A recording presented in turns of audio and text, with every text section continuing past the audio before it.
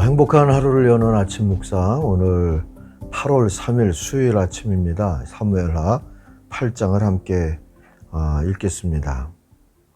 그 후에 다윗이 블레셋 사람들을 쳐서 항복을 받고 블레셋 사람들의 손에서 메덱 암마를 빼앗으니라. 다윗이 또 모압을 쳐서 그들로 땅에 엎드리게 하고 줄로 재어 그 두 줄의 길이의 사람은 죽이고 한 줄 길이의 사람은 살리니 모압 사람들이 다윗의 종들이 되어 조공을 드리니라. 르홉의 아들 소바왕 하닷 에셀이 자기 권세를 회복하려고 유브라데 강으로 갈 때에 다윗이 그를 쳐서 그에게서 마병 1700명과 보병 2만 명을 사로잡고 병거 100대의 말만 남기고 다윗이 그 외에 병거의 말은 다 발의 힘줄을 끊었더니 다메섹의 아람 사람들이 소바왕 하닷 에셀을 도우러 온지라. 다윗이 아람 사람 2만 2천 명을 죽이고 다윗이 다메섹 아람에 수비대를 두매 아람 사람이 다윗의 종이 되어 조공을 바치니라. 다윗이 어디로 가든지 여호와께서 이기게 하시니라. 다윗이 하닷 에셀의 신복들이 가진 금 방패를 빼앗아 예루살렘으로 가져오고 또 다윗 왕이 하다데셀의 고을 베다와 베로데에서 매우 많은 놋을 빼앗으니라.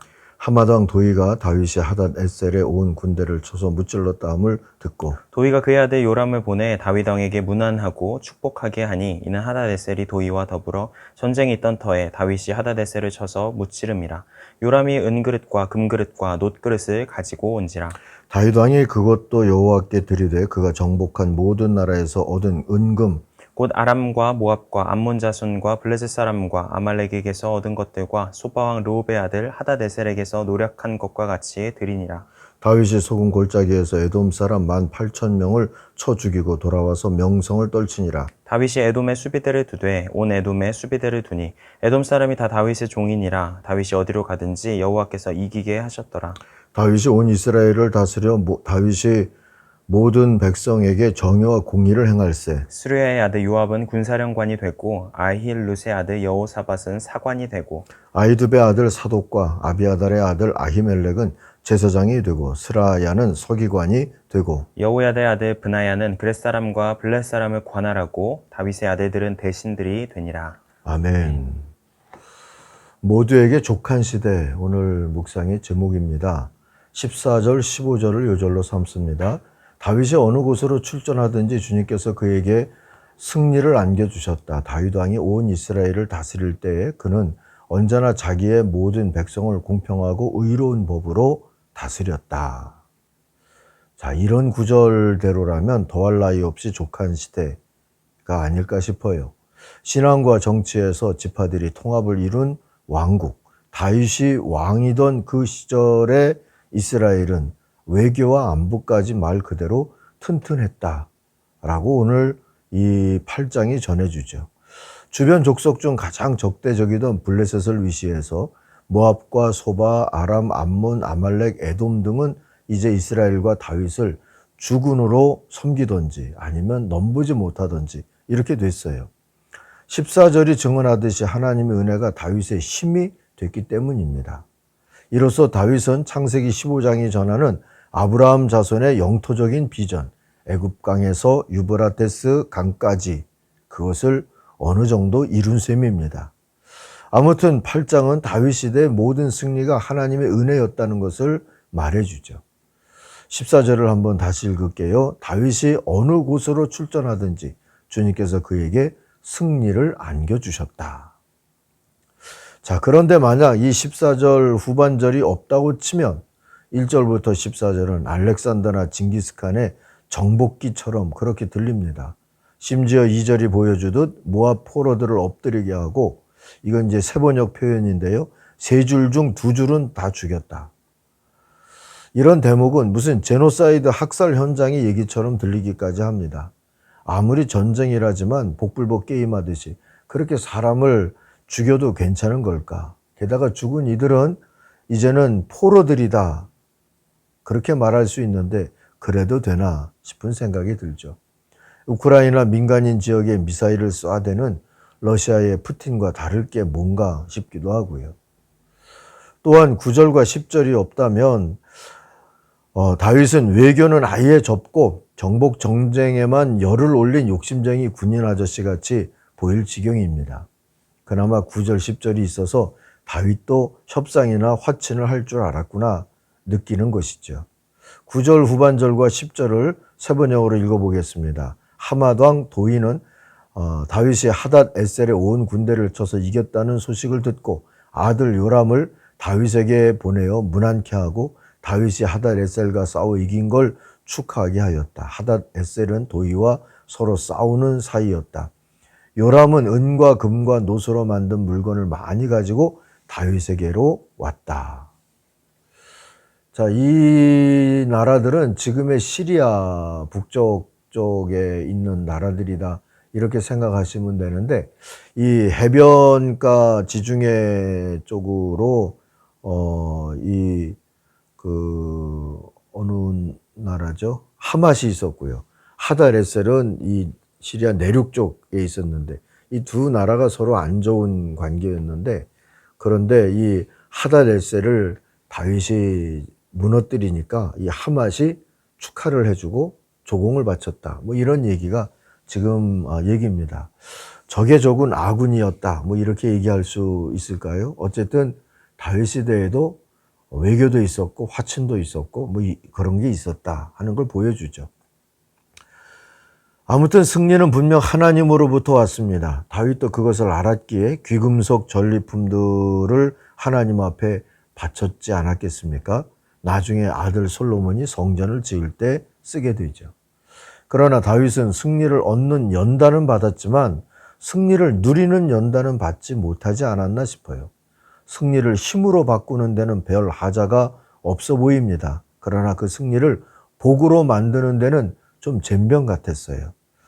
이후에 이어지는 얘기가 어떤 얘기들인지 아시잖아요. 밧세바를 탐해서 충신을 죽게 한 얘기, 아들들의 권력 다툼을 다스리지 못해서 살인과 추문에 기어이 반역까지 이르게 하고, 또 조카인 요압이 잘못을 해도 벌하거나 내치지 못하고 끼고 있는 이야기들이 진행이 됩니다.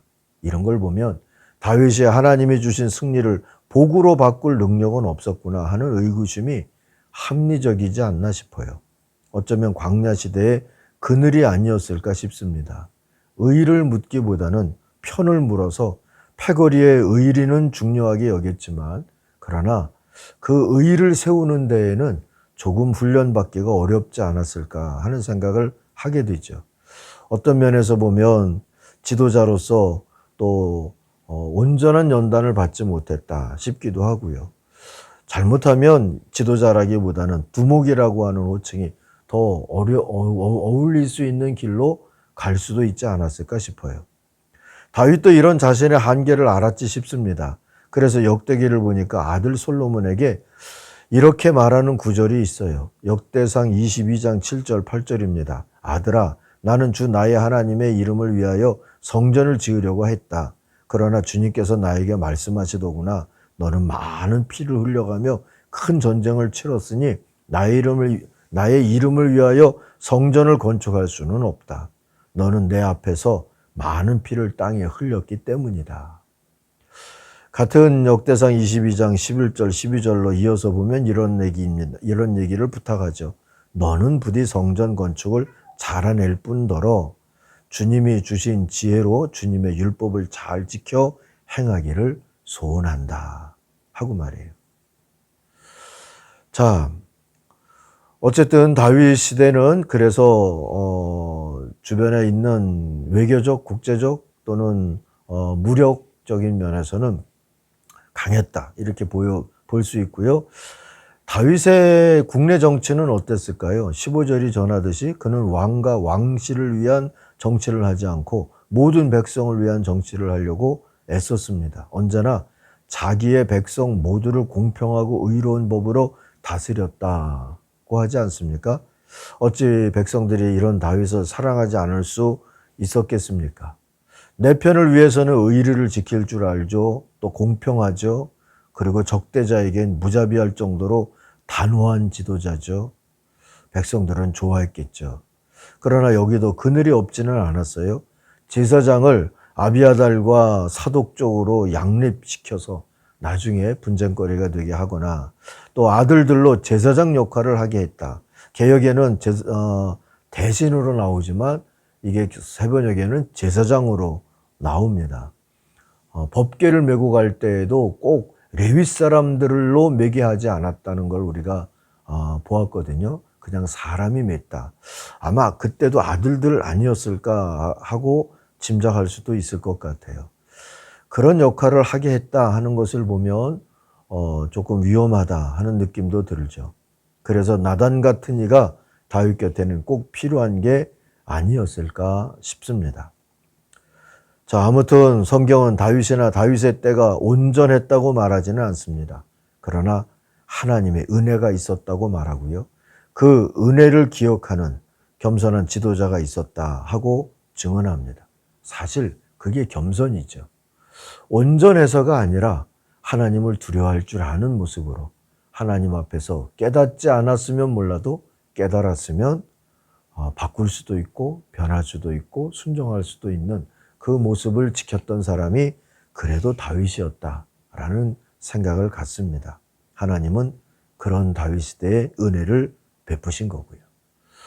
우리도 그런 경험을 하는 시대를 살 수 있도록 함께 기도하는 아침이 되기를 바랍니다. 기도하십시다.